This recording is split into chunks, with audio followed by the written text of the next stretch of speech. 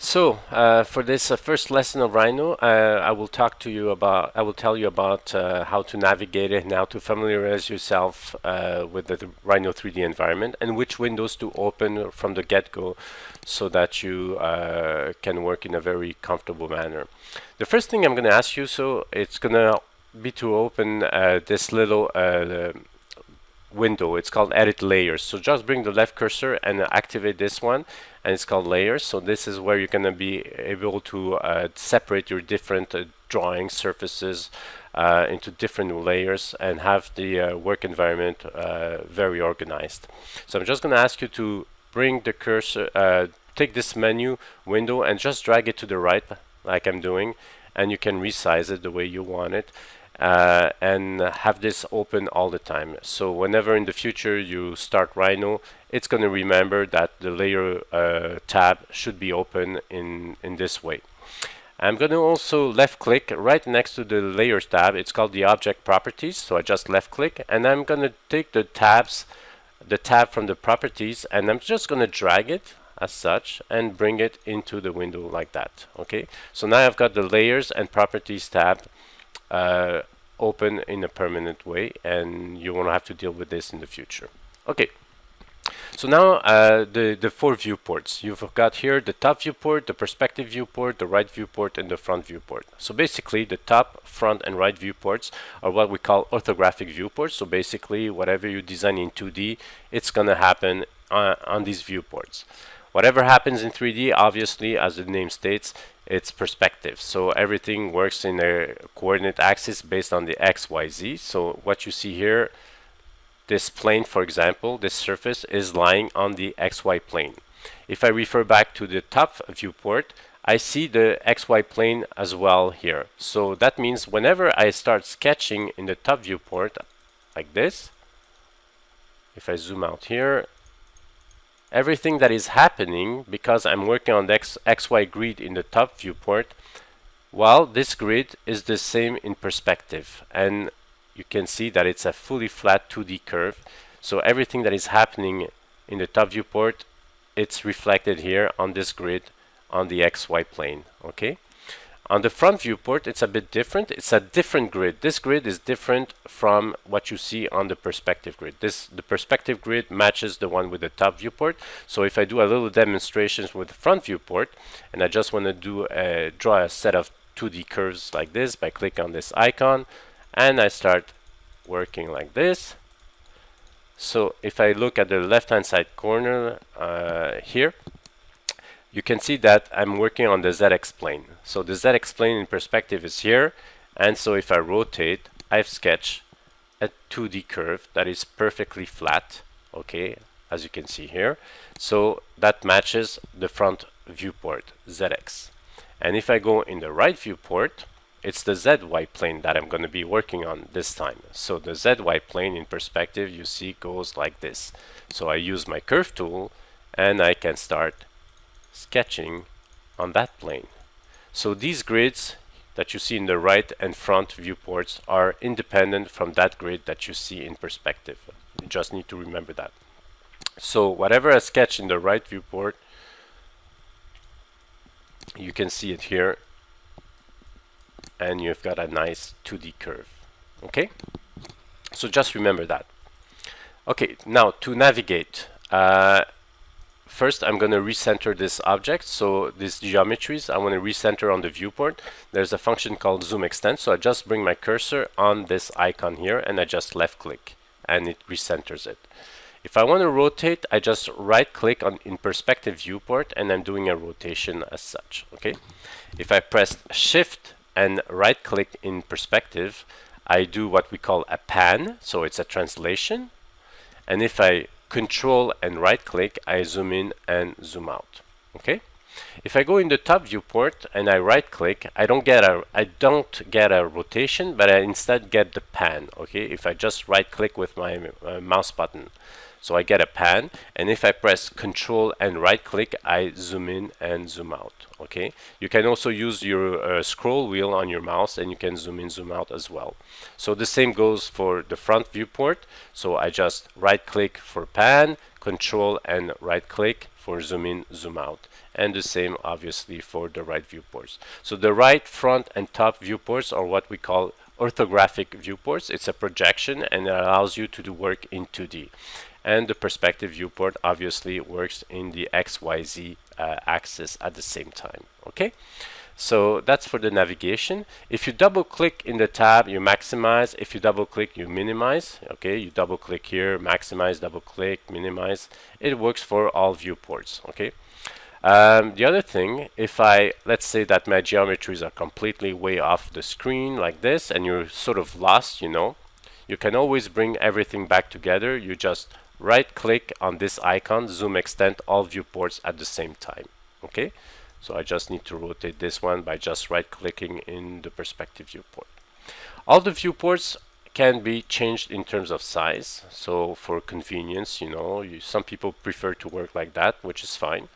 So you can play with those and rescale, resize your screens. So everything is movable. You can undock your toolbars, but I advise you to keep them as they are. Don't try to undock them. Keep the same setting as I have. So this is your main toolbar where you're going to start doing all the 2D sketches, creating your surfaces, your solids, and modifying those surfaces by using all these toolbars. You don't need to worry about these tabs. These tabs are just if you want to work on a specific function. For example, if I want to focus on just drafting and I want to dimension everything, I just select my drafting tab and that's all. But like I said, don't worry about all these little tabs. It's going to lead you to a bit of confusion when you're starting from the beginning. I know that Rhino can be sort of intimidating at the beginning, so just make sure that the standard toolbar is activated and you have all these menus available. Okay, all these tabs, you find them inside the standard toolbar, so that's fine. And all the function also, all these tabs are also found inside these functions, so you don't need to worry about it.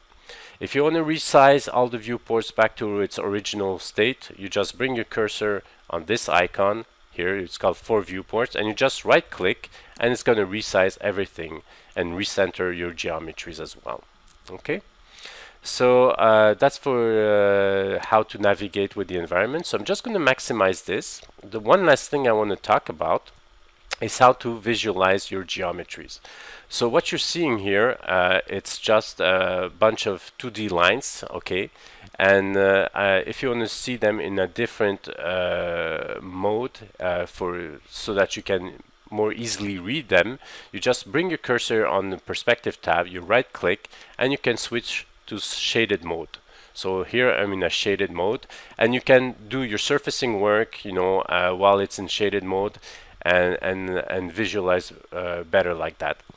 Once you're going to start applying textures, image maps and all that, you right click on perspective, for example, and you have the rendered mode. So now you've got the different colors for your geometries. If I double click, I can do the same, and I'm going to double click on the top viewport. I can do the same thing here, so I just bring my cursor on the top tab and I just right click and I can go and switch to shaded viewport. I can switch to rendered viewport and so on. You've got the ghosted one, you've got the technical one, etc. So I invite you to play and explore this environment. I double click to minimize and that's it. Okay, so if you want to move your objects, start learning to move the objects, you have got this in this little icon here. It's called the transformation toolbar, and you've got a little black arrow. Whenever you see a little black arrow in the lower right hand side corner, that means you can expand the toolbar. So I'm going to bring my cursor above this little function called move, and I'm just going to press and maintain the pressure, and I'm just going to drag the toolbar into the viewport. So now I've expanded the transform toolbar. You can see its name here. So basically you've got the move tool, you've got the copy tool, you've got the rotate tool, etc., etc. So if you remember, in perspective, I'm working on the XY plane, so I can take that cube, for example. I just left click it, I press move, and I can see that my cursor converted into a crosshair, and immediately I have to look into the command line, which is very important, and it asks me for the origin point to move from. So for example, I can choose this point randomly, and I can start choosing where I want to put it in terms of destination point. So I just left click again, and I've just moved it as such. Okay, so if I double click and I maximize the top viewport, and I right click to go into a rendered mode, I can, for example, do again another move. So I just click left hand side click on move icon. Always pay attention to the command line. It's asked me which object I want to move, so I just select this cone, for example, and I right click for enter, and now it asks me point to move from, and I'm just going to choose any random point at this stage, and I'm just going to left click, and now I can move it wherever I want, and I left click again and I moved it. Okay, so if I want to do another type of transformation, I can do a rotation, for example. So I can left hand side click on this icon, rotate 2D. Again, it asks me to select the object to rotate, so I select this object and I press enter, and then it asks me for the center of rotation. So let's say, for example, I use that center of rotation, and now it asks me for the angle, so I'm just going to do it dynamically. I just left click on my mouse button, and I can rotate my object to the desired angle. Okay, I'll show you later on how to do it in a more precise manner, but for now it's just to familiarize how to move your objects and working with some basic functions on the toolbars. Another example that is very useful, how to do a mirror, for example. So I have the mirror function here, so I just left click on this icon, select object to mirror. So let's say I want to select this object, and then I press shift to select another object. So I select these two and I press enter. So you can either press enter on the keyboard, but I usually prefer to press right hand click on the mouse. It's the same, and I just now I'm asked now to put my beginning of the mirror plane. So left click and I define the axis of my mirror. Okay, so again I can choose them all at once like this. I choose mirror, my cursor converted into a crosshair, so I put the first point of my axis, and then I can put the second point of my axis wherever I want, for example here, and there you've got your copy and your mirror. Okay, so try and play with these little functions. There's another one here that could be interesting. It's also copy, so click here and I can take these two geometries like this and I press enter. So point to copy from, I click here and I can left click again a second time, a third time, fourth time, fifth time, and I make multiple copies until I right hand click and press enter, and you'll stop the function. Okay, so I think that's a pretty good way of introducing the basic tools, how to transform your objects. And I'll show you in the second lesson how to go into more details in familiarizing yourself with other tools that we're going to be exploring. Okay, so I hope you're going to be around for the next lesson. Thank you.